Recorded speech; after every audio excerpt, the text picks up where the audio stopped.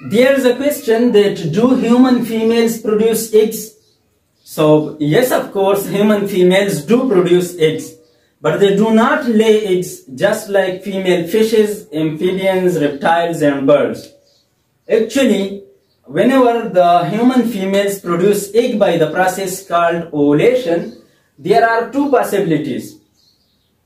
One possibility is that whenever this egg is not fertilized, this egg will be disintegrated and resolved in the fallopian tubes.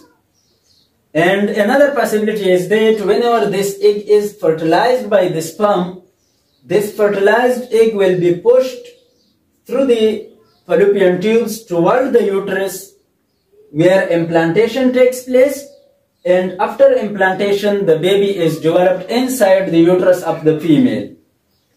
And whenever the baby is developed inside the uterus of the female, this baby will be pushed towards the outside, which is called childbirth.